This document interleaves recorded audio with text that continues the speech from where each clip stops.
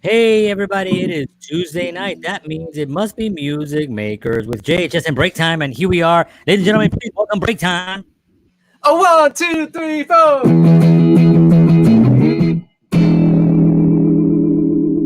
Nice. Yeah. That's nice. That was perfect. All right, guys, welcome as always. It's always a pleasure to meet with you guys. You guys are in the studio, which is always cool.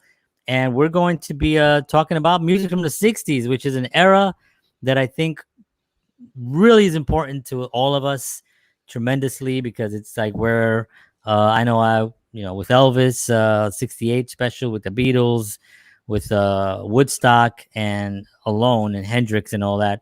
To me, it's pretty much sums up what's coming. They kind of like laid this foundation. It's almost like they took what happened in the 50s and were like, hey, and in the 60s they just really perfected whatever that was.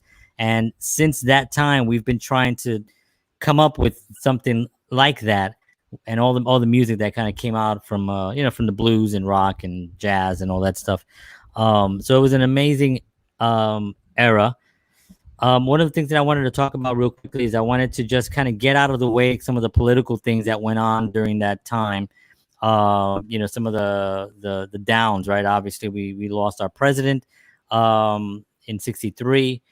John F. Kennedy was assassinated. We also lost Bobby Kennedy, who was running for president in '68, and we also lost Martin Luther King in '68 as well.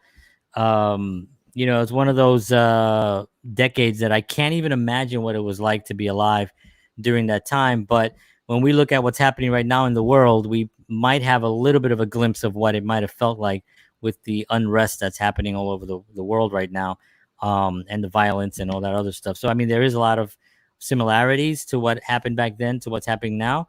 So the music that actually spewed out from that, a beautiful, gorgeous music that was based on some of the frustration, some of the anger, some of the emotions that were going on during that time, was some of the best music ever created. And I'm looking at this time right now, and I expect there to be a renaissance in like really good music, like musicians picking up instruments and making music, not somebody sitting behind and creating beats. Because if anything, what this taught us is that at the end of the day, if we lose technology and we lose all the ability to do what we're doing right now and fell from, if we have our instruments, there'll always be music. But if you got your little beat machine, you may not have. I just made that up. So That's pretty good. wow, I appreciate it. So we had Lyndon Johnson talk about the great society that he was building. He didn't do it, but he tried. Of course, we had the Vietnam War, we had the Civil Rights Act, Voting Rights Act, Summer of Love, and then of course in 1968 we had the Democratic National Convention riots in Chicago, which was kind of a big deal. And as I mentioned, all the people that we lost. So all those things kind of like, I wanted to bring those up because I know that we get into a little bit more of a educational thing on the period, which is important to do. But within the context of what was happening at that time, I want to then bring up the music and talk about that. So anyway, I started. I know I told you, Sean, that I was going to have you start, but I just kind of started talking because I don't know how to shut the hell up. So I'm actually going to turn it over to Sean now. This was actually just the introduction to the show, and now the show is really starting. Now we get into it. Now you can do the intro. Ladies and Now gentlemen, we're gonna dive deep. Yes, that was a Mr. great Sean intro. Manuel. That was a great intro, John. I appreciate the the geopolitical context that you gave to this, because there is a lot of music to unpack here. We may have to do a part 2 of the 60s, because that's just how much amazing music was put out there and how culturally important it was. I agree. So you had me on your show, JHS Interviews, a few weeks ago, and I was billed as a Beatles historian. So my specialty, hey, Carol. Hi, Carol. is the Beatles, so that's what I'm going to talk about. I'm going to talk about another band as well, but I'll start with the Beatles because that's my realm of expertise. So, as you said, we had a lot of political strife and just overall cultural strife in the 60s. And one of the major events of the 60s, like you said, was JFK, our president, being assassinated. You know, the age of, as they said, Camelot, and a lot of people, you know, a lot of progress and a lot of promises that JFK had and a lot of hope that he brought with him. Somebody took that all away with one shot. And then that left the United States rattled for a while. I don't know if you know this, but I believe it was a day after JFK's assassination, With the Beatles was released, the second studio album from the Beatles. And there was this big press campaign that was put out by the Beatles management known as NEMS, which was the company, the organization that Brian Epstein created to manage and market the Beatles. There was this huge campaign that they were going to come to America and they were going to perform on the Ed Sullivan Show. So February of 1964, we're going to take you there right now. The Beatles played 4 songs: All My Loving, Till There Was You, or was it 3 songs? And then there was She Loves You. I think it was a 3-song set, and then they took a break afterwards. But this wasn't just any ordinary event. You know, millions, tens of millions of people tuned in. It wasn't like anything we've ever seen before. Or since. It gave people, the Beatles gave the vessel for people to realize it's okay to be happy again. We can find hope, we can find love, and we can spread love, we can speak love. Everybody understands love. All the Beatles catalog, if you measured the word usage throughout all the Beatles catalog, love is the most used word. Who knew? Of all time. The most used word in the Beatles catalog. Just let that sink in. And this catalog is 13 albums, 3 anthologies, you know, released later on, 63 singles, 4 films, and extensive touring all over the world from 63 to 1966. Imagine that level of creative output with all of that going on and doing that over 7 years. The 13 albums. Please Please Me and With the Beatles in 63. Hard Day's Night and Beatles for Sale in 64. Help and Rubber Soul in 65. Revolver in 66. What Rolling Stone nominated and chose to be the greatest album of all time, Sgt. Pepper's Lonely Hearts Club Band in 1967, and also Magical Mystery Tour, but more so Sgt. Pepper's Lonely Hearts Club Band. The White Album in 68, Yellow Submarine and Abbey Road in 1969, and Let It Be in 1970. The Beatles, with their album sales, in the US, it was over 177 million units sold. In the world, over 600 million. They had 21 number 1 US albums. And all of these were achieved before vinyl album sales boomed in the 1970s. Single sales, over 1.6 billion units sold. In the world, over 2 billion. Now, Jeez.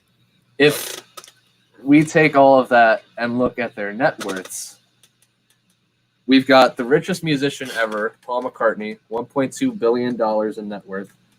John Lennon at $800 million. George Harrison at $400 million. and the richest drummer ever at 350 million, Ringo. Peace and love, Ringo Starr. Richard Starkey. God bless him. Now, this is stunning on its own. But if we interpret this within the cultural lens that you so perfectly laid out in the beginning, John, a band was never a cultural phenomenon like the Beatles were.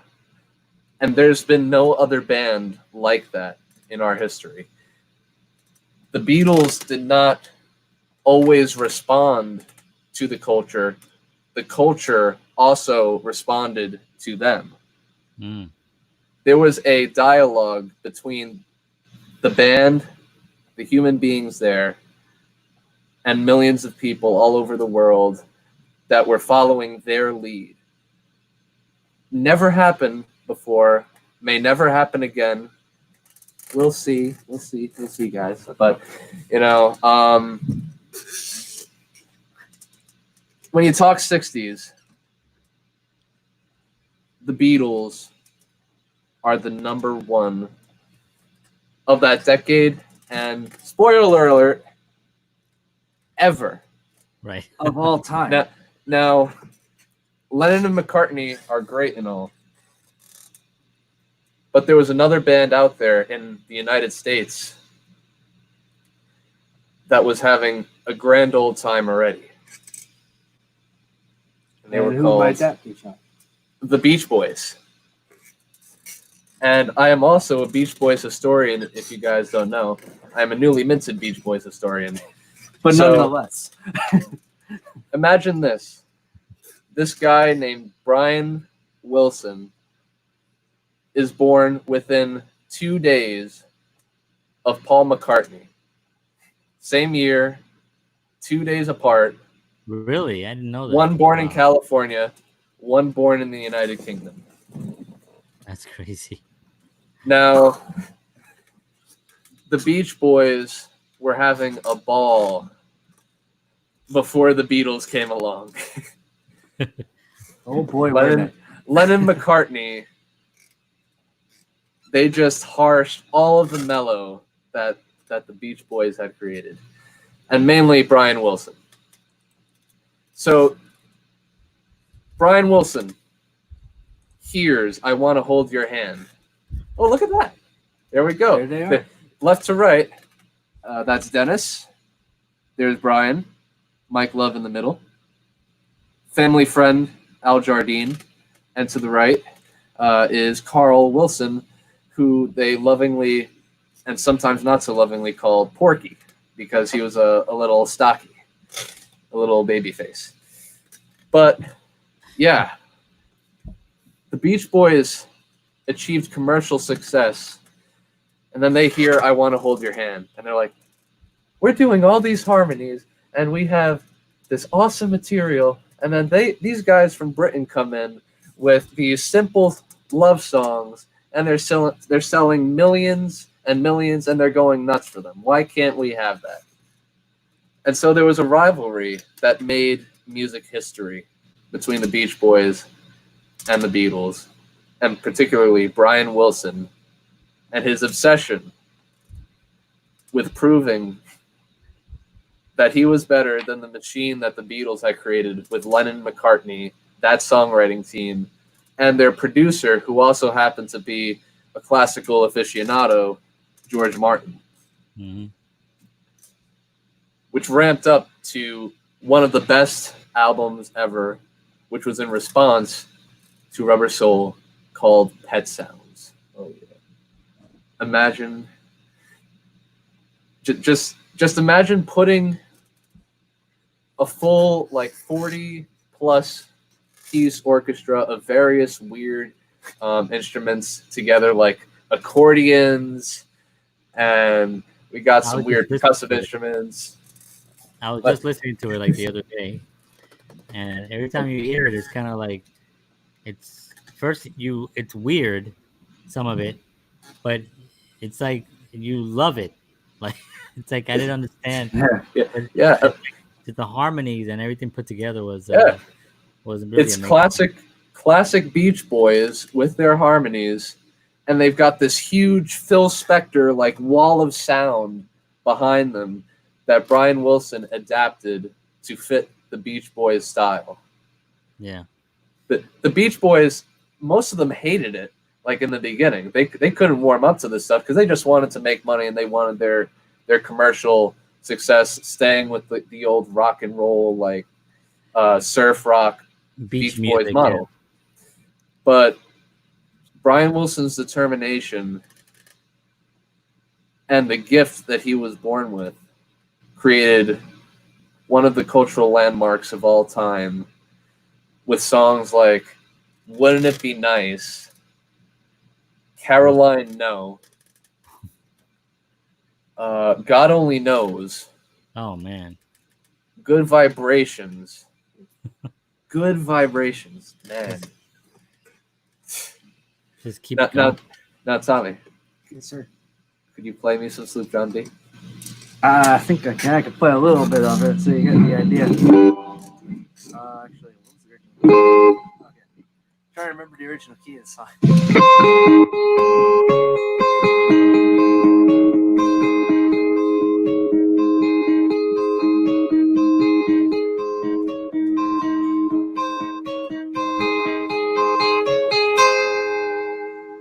A little bit of Big on it.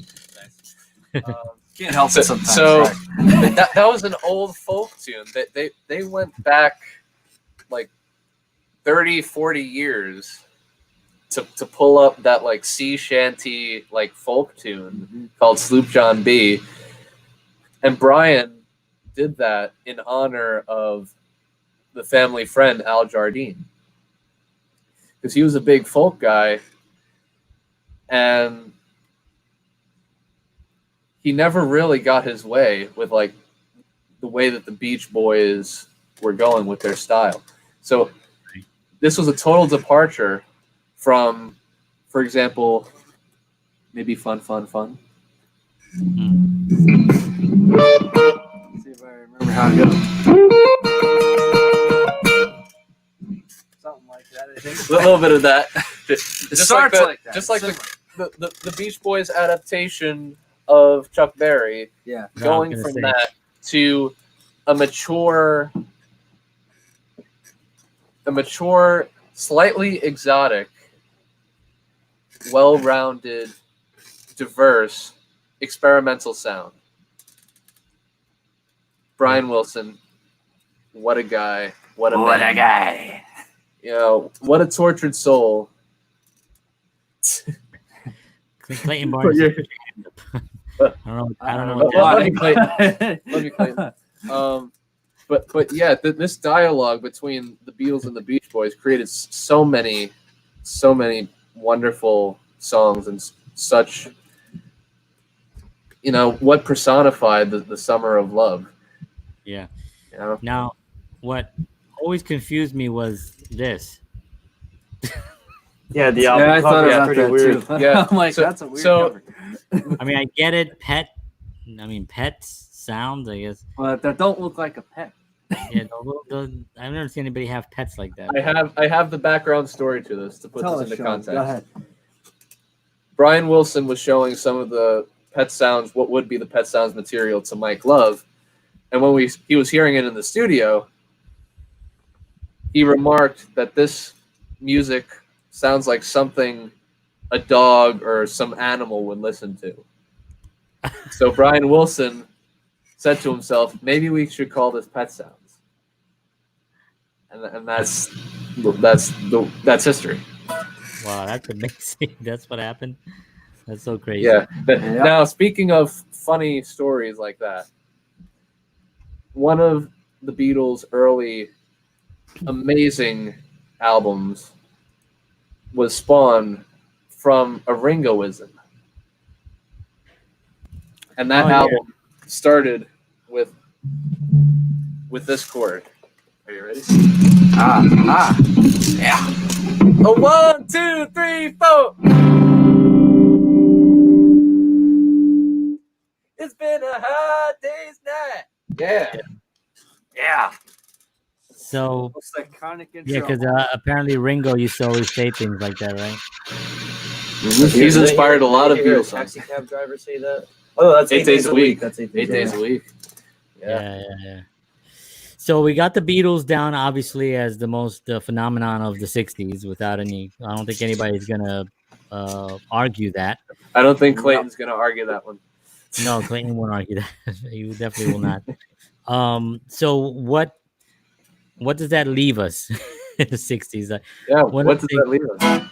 Yeah. Well, That's you, Tommy. I So- guess Tommy? I'll take the wheel here. Now, to preface this, all these bands basically followed in the Beatles' footsteps. That Basically. they paved the way, For what was going to come after the 60s. Right. and Some of these these guys guys at couldn't least. help but get on the bandwagon and put on suits and be all, hey, I look like a Beatle. So, Yeah, I mean, it definitely spawned. I mean, probably at least 100 bands that Yep. did exactly what the Beatles did, tried to capture, and some of them actually didn't. Some of them actually did become successful because they had some nice pop songs, and I guess being familiar to people, seeing four guys dressed up the same with that same kind of a look, I think people just kind of were drawn to that because the Beatles created such a phenomenon with that image that I'm not saying it fooled people, but it kind of made people kind of almost appreciate music that was, no disrespect, but wasn't as creative as some of the Beatles albums in the mid 60s. You know what I mean? Like it wasn't the White Album, it wasn't Rubber Soul, but they were still creating happy songs about girls and dressed kind of like that. And that's just a marketing thing. It's like, Yeah.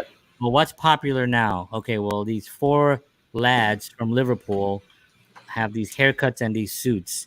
This is selling records right now. They're the most. Now, at the time, you have to think in context, right? At the time, they didn't know the Beatles were going to be the Beatles. They were just another group. Now, they were a phenomenon. We knew that they were a phenomenon, but we've had other phenomenons in the past, right? We had Sinatra, we had Elvis Presley, we had, I can only think of those two right now, but those are phenomenons, right? Where it's just this incredible superstar. So people have seen that before, but they didn't realize at the time that the Beatles, what they were looking at, was never going to be achieved again. No one was going to come close to that unit of, there'll be bands that might even sell more records at some point. I doubt it, but it might happen. And, but they're not, in that short amount of time, the amount of work and the importance of the work is not going to be matched by anyone. And at the time in mid 60s, they didn't know that. They just thought, oh, this is the hottest band right now. Yeah, why? Well, they're on the charts. So let's get four guys together. Let's dress them up like that, and let's get a couple of songs under their belts, and let's stick them out there. And some of them made it. I could think of what's that Hermits guy? Hermits.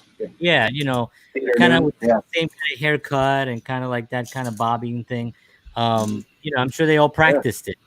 Yeah, we've speaking of marketing, Speaking of, we've got to give a shout out to possibly, arguably, the fifth Beatle. We have to talk about Brian Epstein.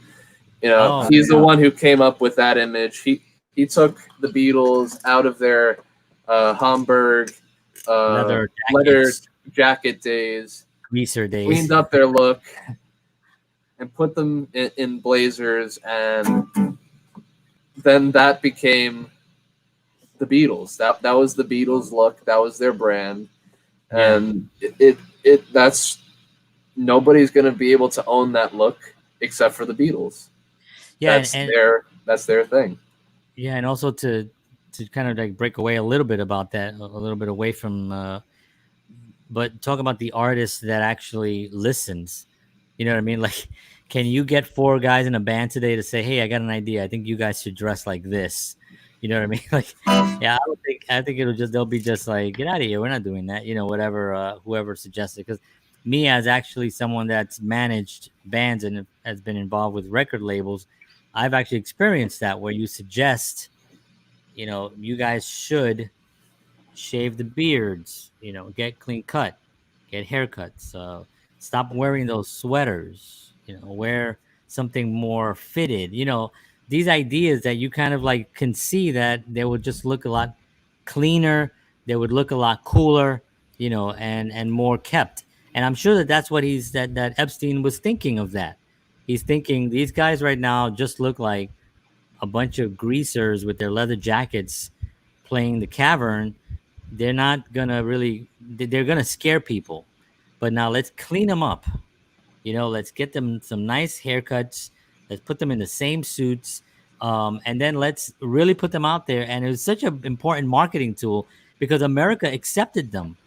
America would not have accepted four guys in leather jackets with like, whatever they look like back in those days. I don't know if they would have accepted them as much as they accepted these four lads dressed in really nice suits. And yeah, they had the long hair, and people kind of gave them a hard time about the hair part, but it was still a very clean look, and they were accepted. And the girls definitely liked it because here you have four clean cut guys playing the hell out of their instruments.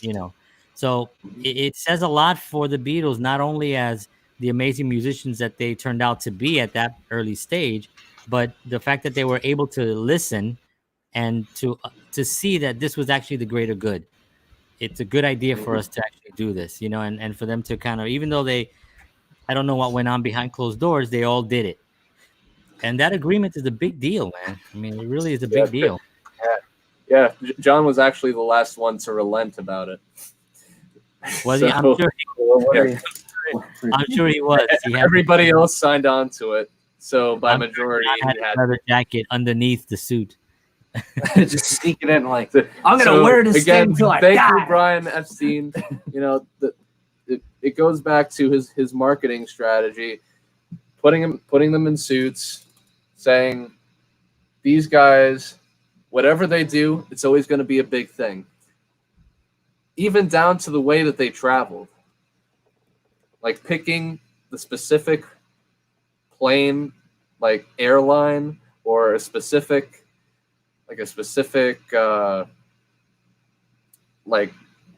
cab service, or some sort of limousine or anything like that. It was all calculated in order to get a certain response, and it's a perception at that. Yeah, I mean, you're creating a perception of something that, I mean, they could have easily just come on any airplane and just showed up and been in hotels, and but if you make everything an event, and everything is important, especially when you're out there and people are looking at things. Good points, John. Thank you, Clayton. Appreciate it. When you're looking at how to market a band, back in the 60s, today is different, right? Because we got social media and all this other craziness. But back in the 60s, you didn't have as many outlets on how you had the record, the radio, right? That you wanted the radio on your side. You had payola and all those other things that were going on. You had, of course, the newspapers where you put an ad. Beatles are going to be coming in. I mean, when the Beatles got off that airplane, that airport was jam packed. I mean, somebody had to promote that. It wasn't like it was just like there were several things going on, several promotions. It wasn't on Facebook. Yeah, it was. I just read this. That there was a free T-shirt promotion, and there were all these different things tied to merch that were incentives to go there on that day because they were so worried that they would not get that reaction. Yeah. And the Beatles thought that the president, that was for the president when they got off the plane. They're like, hey, what's going on here? President here is nothing. So anyway, Tommy. Yeah. You were going to play a riff, right? Well, I was going to go on to talk about some... talk about some other bands. Yeah. We one of which... a half hour talking about the Beatles. But... It's not enough, but it's good for one. But I want to speak a little bit about one particular band that really took America by storm. And they were in America, actually. One of them was British. But one of the band members was British. But they were an American band. Had a TV show around 65, 66. And they were called the Monkees. They were another phenomenon in America, believe it or not. But who of which have not written their own songs at first, at the beginning, but eventually they did get to write their own stuff. But they had all these great songwriters, like Carole King, Diamond, Boyce and Hart, all these different people to write these songs, which became hits for them, like major hits. Like pretty much, I feel like every single one of them, even if it wasn't a hit, it was a great song. Like every single one of them. And people loved it. I think it actually goes back to what I was saying earlier about because the Beatles were such a phenomenon that let's make a show for guys that look like it's basically what the incentive was, funny, silly, like the films, right? Yeah. But the difference was that these were actual musicians; they actually could sing, and they had these great songwriters that at the time were just again, we have to look at the context of what the period was.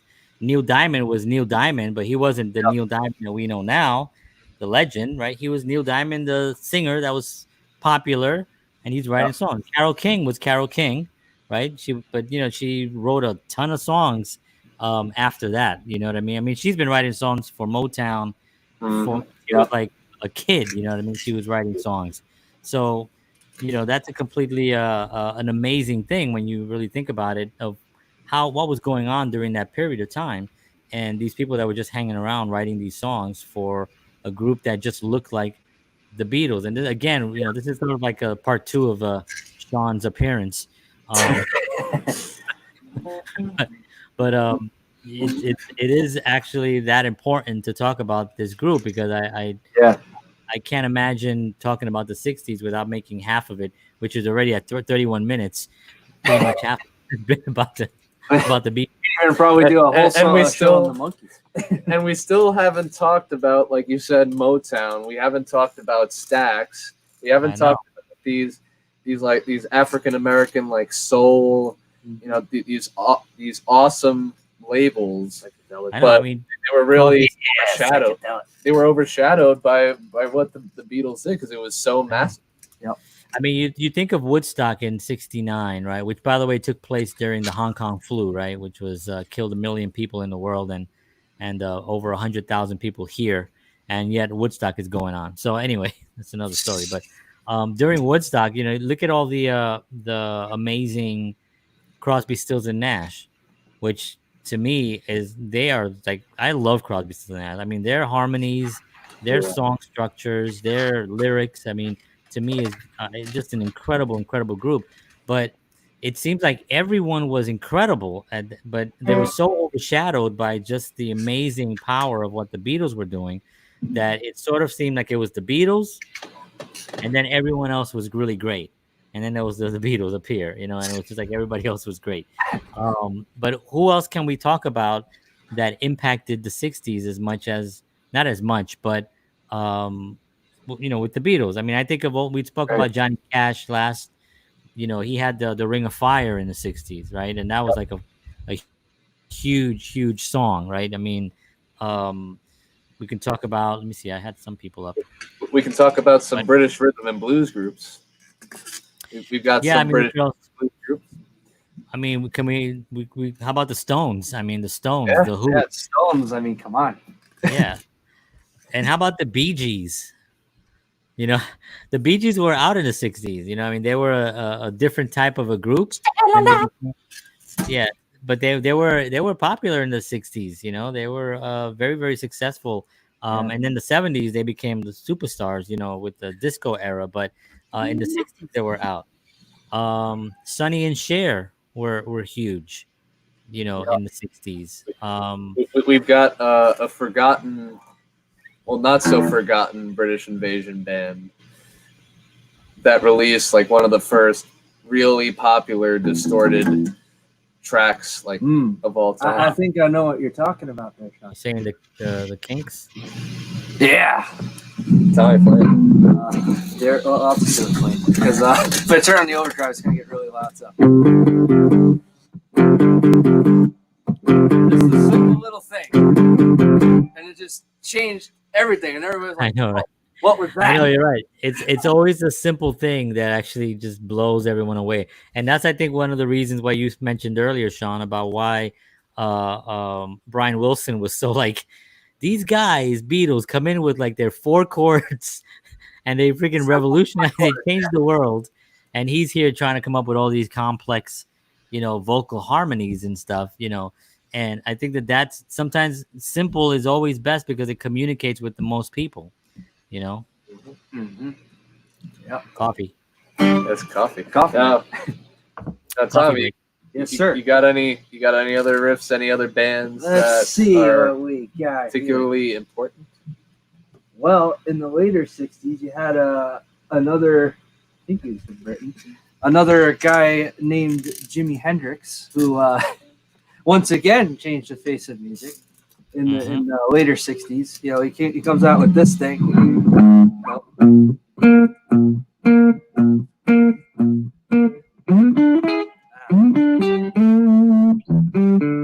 And then again, it changed. Yeah. Everyone was like, "Whoa, what was that?" Yeah.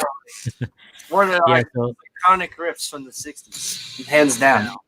Yeah, and Jimi Hendrix's effects. And the Like, effects he the had. effect on his oh my guitar. Everybody's been trying to, it To made mimic it. everybody try to emulate Jimi Hendrix's guitar. Yeah. And another Yeah. Jimi Hendrix fact: a few days after, I think it was one day after Sgt. Pepper's Lonely Hearts Club Band was released, some of the Beatles went to see him perform live, and then they see him perform Sgt. Pepper's Lonely Hearts Club Band, the title track, live on stage, and they just marvel at his talent to be able to do that. yeah. And Yeah, he's a phenomenon because the guy like never studied. I don't think the guy ever even read much, but I know he wrote a lot, but he wasn't like a student of music. You know what I mean? Like he just heard music. He was sort of like Brian Wilson, although Brian Wilson is more trained, but he's sort of like really picked things up from what he heard. Like he heard these things and he could just emulate it on the guitar and come up with his own interpretation of whatever that song is. Hence the Bob Dylan song "All Along the Watchtower." I mean, I can't even hear Bob Dylan do that song. because Like, Jimmy, it's like Now what? that is a testament to how much was going on in the '60s that we almost overlooked Bob Dylan right now, because Bob Dylan was a huge influence on the Yeah. lyrics And I was gonna bring him up last because of all of the popular music, like in the later half of the '60s. If it wasn't for Bob Dylan and people like Joan Baez, James Taylor. James Taylor wouldn't exist. The James Taylor we know.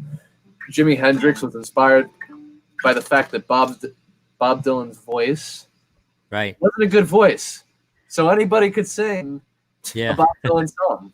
It's Yeah. kind of like with like the Rolling make it Stones. up. Like you could sing, you could sing a good Mick Jagger, like if you wanted to, because he just has like a very rough and tumble voice, like tumbling Gonna do a rooster. dice voice. Yeah, and Hendrix had I mean, the thing about Hendrix and Dylan was that their voice was perfect for what they were doing. You know what I mean? So it didn't feel like it was not right because it meshed. They made it go right perfect together. So it was like it just really worked. It wasn't like a heavy metal band with like an opera singer. It just worked. Whatever they were doing worked. And Hendrix, used to hate singing. So I don't know if I mentioned this before, but he used to put up a sheet. He didn't want anyone to see him laying down the vocals. So he would put up a sheet on the window of the studio, and he would actually record the vocals, so with nobody seeing him because he didn't want anybody watching him while he records, which I didn't understand that. But this was how self-conscious he was about his voice, But Dylan really helped him kind of get more confidence in that, And Hendrix was more of a speaking singer, kind of like what Dylan was. He wasn't he was like, yeah, come on now, it was that kind of a thing. And so was Dylan. Excuse me, against the sky. Yeah, it's just like like he's speaking. It kind of reminds me a little bit of a John Mayer, who I think has a great voice, but John Mayer also has a little bit of where he's kind of have like a whisper voice. He whispers, and he has this. I mean, he has a great voice, and it's perfect for what he's doing. And again, you look at all these guys, Stevie Ray Vaughan, and all these guys wouldn't have in, been here if it hadn't been for Bob Dylan inspiring Jimi Hendrix, that inspired this generation, and of course the Beatles inspired pretty much everybody else. I have John Manuel is here.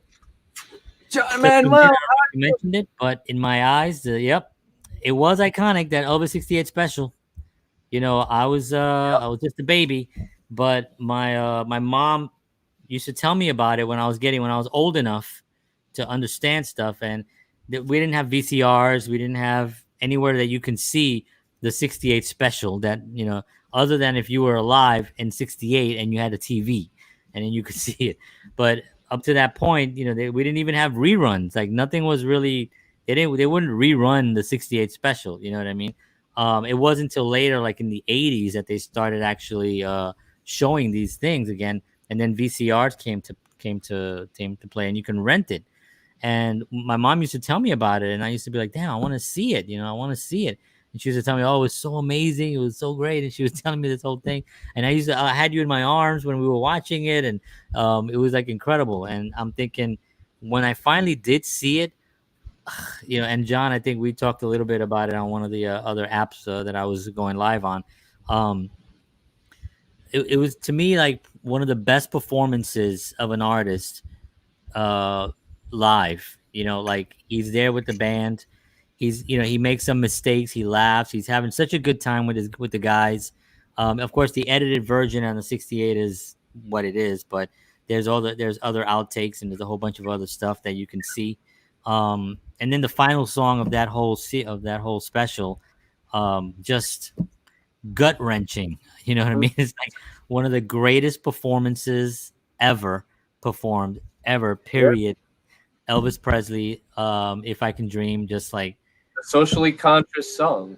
completely, inspired- yeah. like Bob Dylan, and what the Beatles were already on that track, inspired by Bob Dylan, and we see all these socially conscious songs coming out. And "If I Can Dream" is one of the best, emotionally, like you said, heart-wrenching songs ever created. That was, a socially conscious thing. And the thing about it is not only the song itself, but it's the presentation of the song.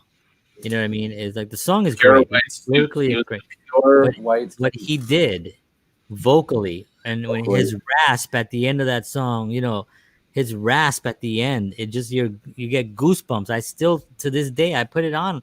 I put it on a lot, actually, just on YouTube, just to watch it, because that performance to me is it's mind blowing. It's incredible.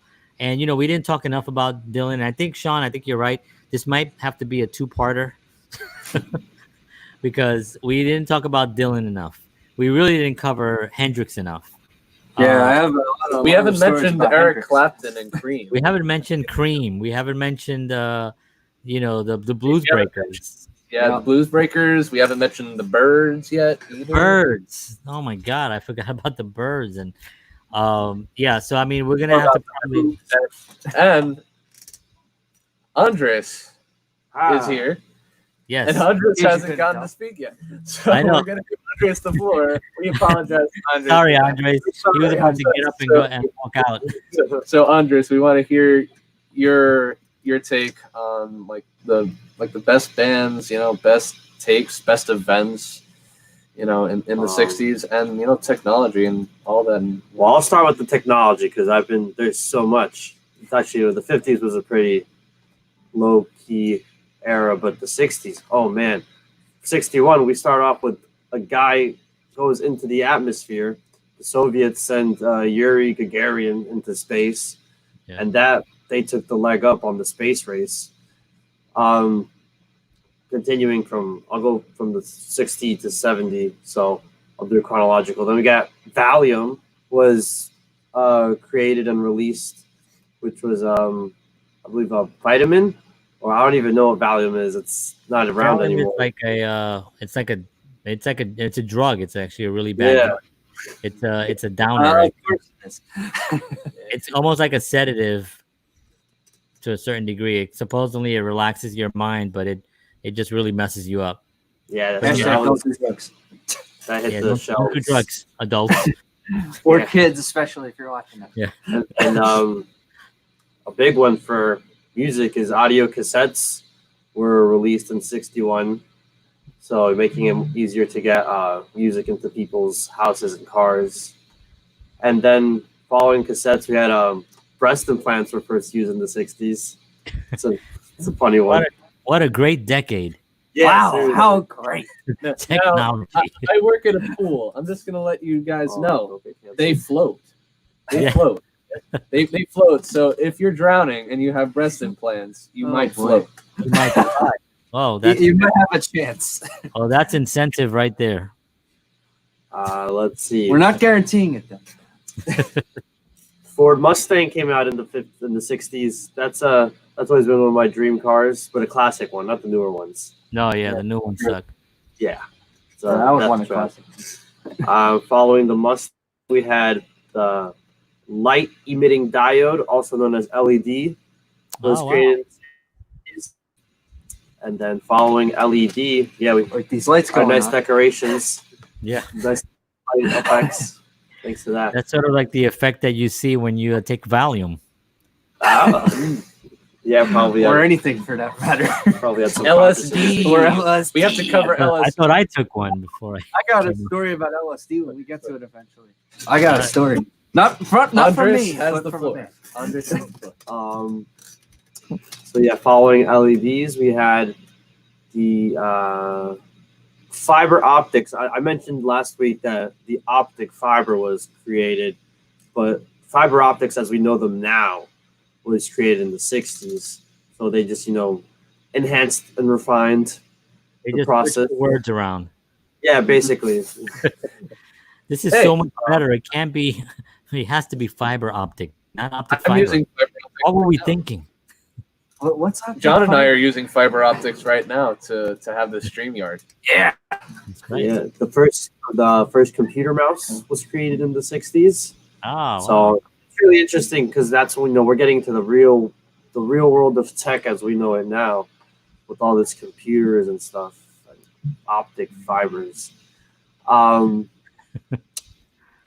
A big one is the microprocessing chip, which was it's insane that we even got someone into space in the first place without any of this technology. The first handheld calculator wasn't even invented. That was invented in like '67. 6 years after we sent the guy into space. Wow. And then That's crazy. first heart transplant, successful heart transplant probably. And then finally we end the decade with getting 2 men on the moon. USA, baby, we ended the decade strong. USA. USA. USA. Oh, and Kevlar.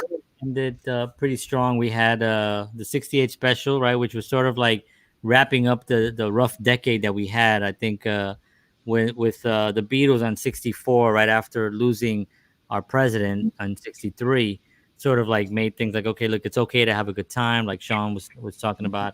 And now in '68, we have this amazing accomplishment with Elvis Presley and the show. And then in '69, we have that first man on the moon, and we ended the decade like on a high note, which was a nice thing for a decade to do. Yeah. Especially after having that, even though the war is still going on, but Yeah. So Andres, you have any tunes that are highlights? Yeah, so I mean we all mentioned like the pop tunes already and the pop groups, but there was still, jazz was still kicking too. We had a bunch of releases from Miles Davis. John Coltrane released The Love Supreme, and Impressions, which is like monumental albums. Miles Davis had released Sketches in Spain and Bitches Brew, which are two monumental works. Talking like 60-minute albums, and there's only like 4 songs on them, that kind of stuff. Wes Montgomery, which is like my favorite guitarist, released The Incredible Guitar of Wes Montgomery. He had like my favorite like little chord ditties, like he goes Oh, I love that. Do that all the We'll do that all day. Great jazz guitarist, Les Montgomery. Oh man. But yeah, just like the rock music, there was and popular music. It was a great year for music in almost any genre you could think of. Getz and Gilberto released, "Girl from Ipanema," which put bossa nova on the put bossa nova in the mainstream. At that point, then you got Frank Sinatra covering all these Brazilian tunes, and a lot of these tunes became standard repertoire for many jazz musicians. But yeah, around the world, it was a great time to be making music and listening to music. Yeah, there was so much harmonic diversity, in the '60s, and it was really unheard of with all the popular music coming out that was being so widely accepted and bought. And of course, we have to go back to the Beatles with their use of harmony, but without the platform that they had, and some other bands had, like the Beach Boys, the Beatles, we had established jazz legends as we know them now, like Miles Davis and John Coltrane.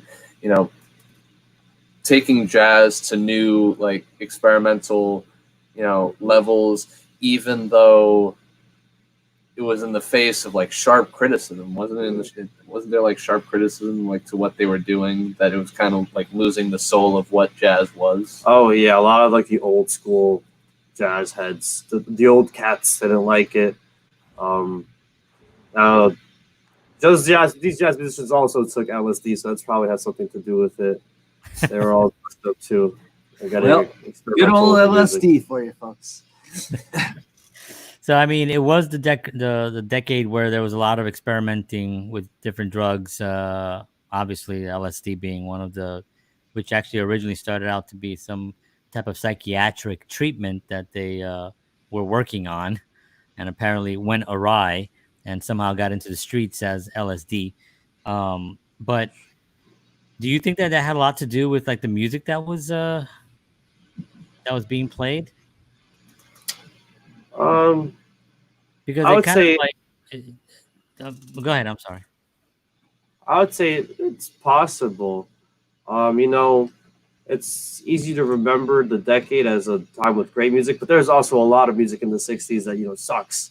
You don't remember because and the same with any decade. You can look at popular music in the '40s, but then you look at it didn't hold the test of time because it's actually just really weird music.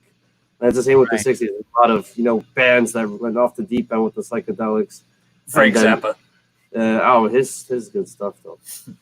There is some good stuff from Frank Zappa. Yeah, so sorry about that. There are some that are not even remembered at all anymore because they were just so out there. And where it's almost like they're trying to fit they're trying to be inspired by it, as it's kind of false, as opposed to bands like the Beatles. They had their one album that you could really tell was that, and then they still kept true to their good music. Yeah. After reading several biographies from the standpoint of the Beatles and the standpoint of Brian Wilson, they have confirmed that they did have a phase where LSD and other experimental drugs put them into a certain realm where they felt like they were using more of their mental capacity and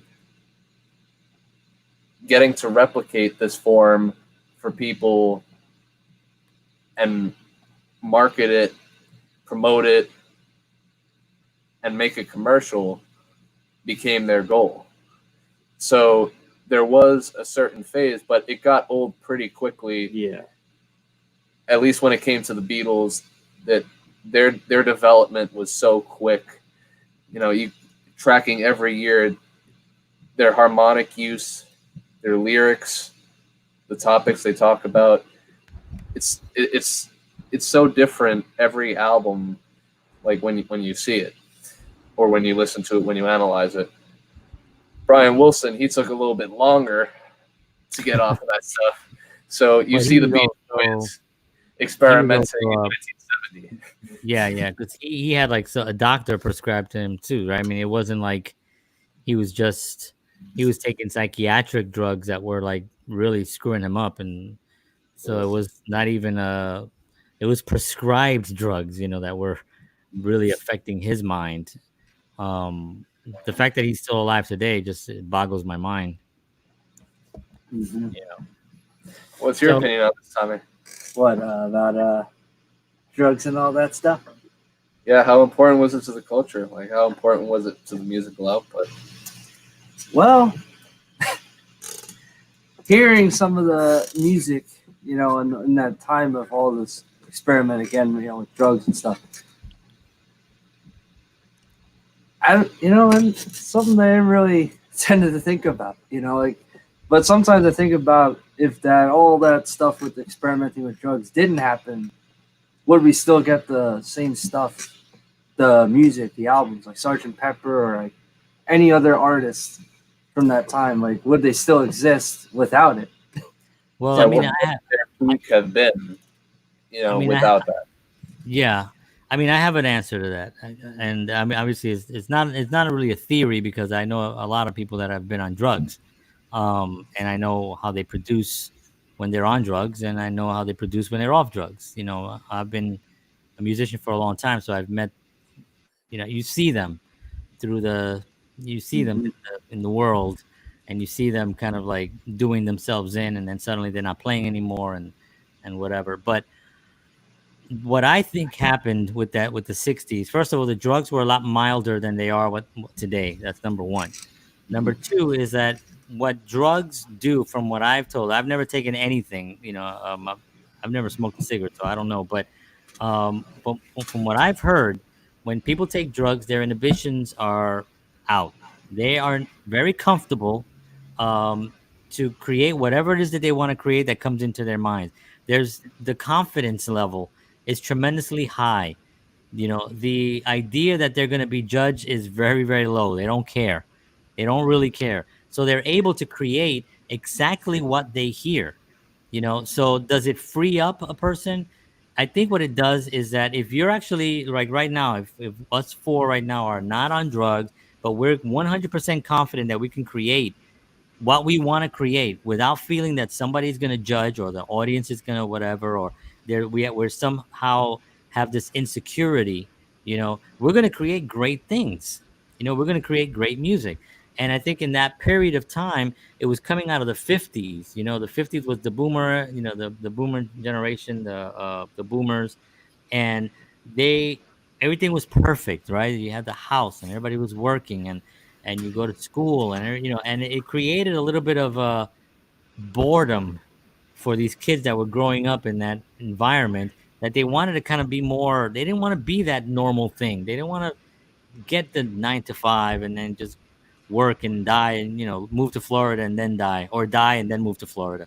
um you know they didn't want to do any of that stuff. They wanted to do something a little bit more creative, but society was so judgmental at that point because the world was creating this utopia, this strange fake utopia where you lived in these homes that were cooking. This whole you look when you fly in a plane, you see these places, right? They're just like 4,000 homes that look exactly alike. I don't know how anybody finds where they live, but there are all these places, and it's all across. And that came from the 50s. That's when after the war.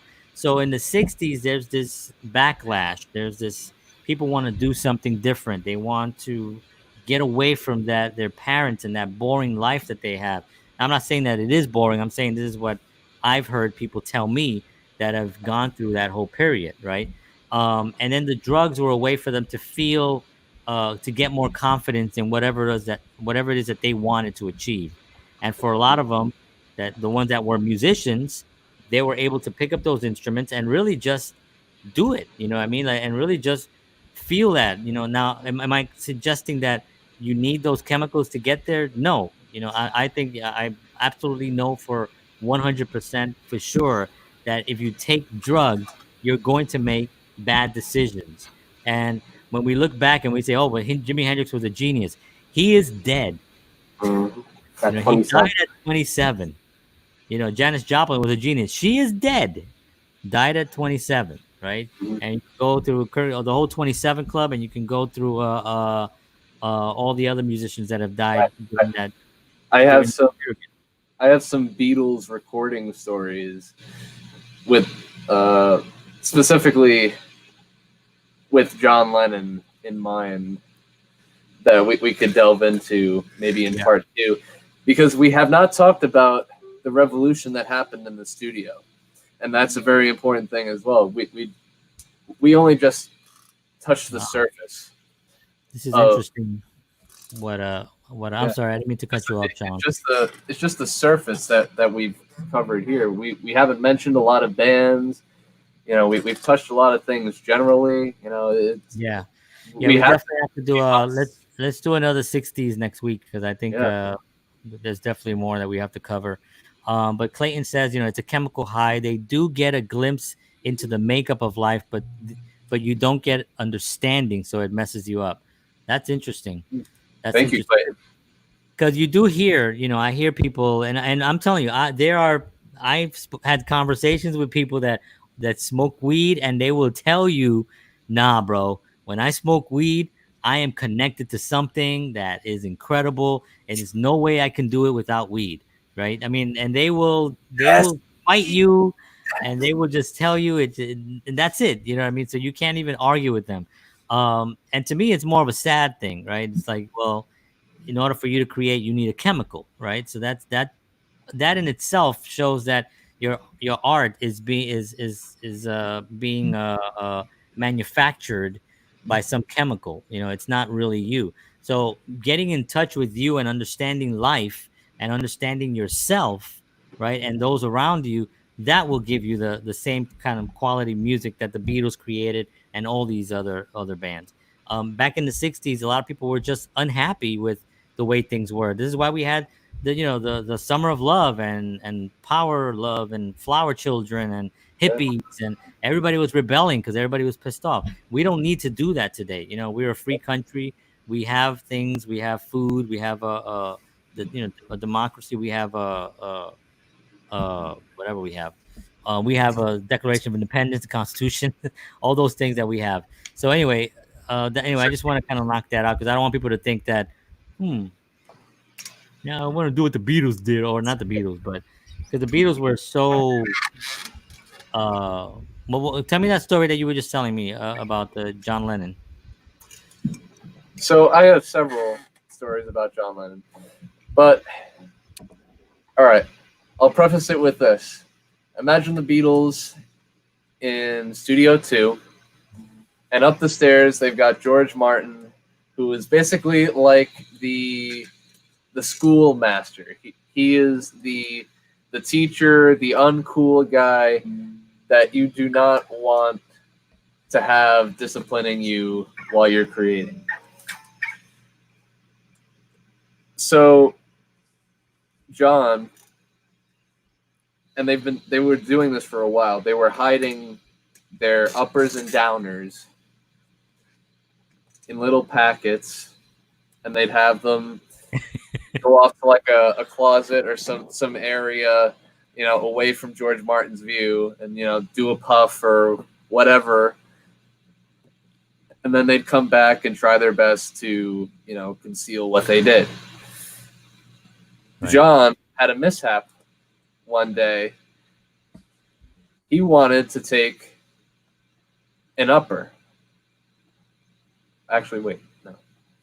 I think that's what he wanted to take. He wanted to take an upper, but instead he took a downer. Oh no!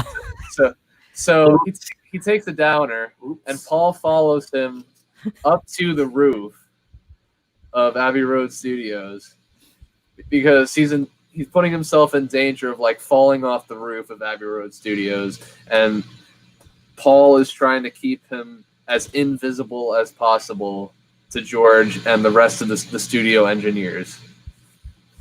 So that's just one story, but there's others, like the the first time that they took LSD. This was when John was still with Cynthia, his first wife. So John, Cynthia, George, Ringo, Paul held off for the longest. So this was without Paul. They were in an elevator, and they thought they were being chased. Wherever they were, they thought they were being chased from something. So they got in the car. They were like running away, just perpetually running away from whatever was chasing them. They get in an elevator. They think something's chasing them. That Cynthia had the worst experience of her life, and she was traumatized for years because of trying to keep up with her husband. So I mean, it's pretty clear that the stuff is not good, because no one wants to just feel like you're being chased when you're not being chased, for the love of God. Because then when you're being chased, you might not know you're being chased, and then you're gonna get caught because you're so freaking messed up on whatever. All right, so well, we definitely gonna have to do a second part of this, because there are a couple of people that we didn't really dive into, Tons. wise, and I think, what was that? Tons. Yeah. We only touched on the Beatles, the Beach Boys. Yeah, so I think probably Bob Dylan. we did touch on the biggest ones. I mean, obviously, but there was so much other great music happening in the '60s. Maybe next week we'll only talk about the Beatles for 20 minutes instead of 45. But We'll gonna end up being 25. That's good. So we'll do this again. Thank you, Clayton. Thank you, John, Manuel. Thank you, Carol. Thank you, everyone who watched at home. We did get some viewers. Pretty cool. Appreciate all of y'all. I'll see y'all next week. We're gonna do a part 2 for this, and I think you guys have something. No, I was just gonna say, stay tuned. Yeah, you finish up, and then we'll do our thing. Yeah. Okay. So we'll be back tomorrow as always, and tomorrow I'll be back tomorrow as always. Tomorrow I have George Batista. He's going to be on the show. He's a nutritionist. He's been on 3 times now. This is 3rd time. He just has great information, so he'll be on tomorrow. Check that show out live at 9:30. Okay, so take us away, guys. 1, 2, 3, 4.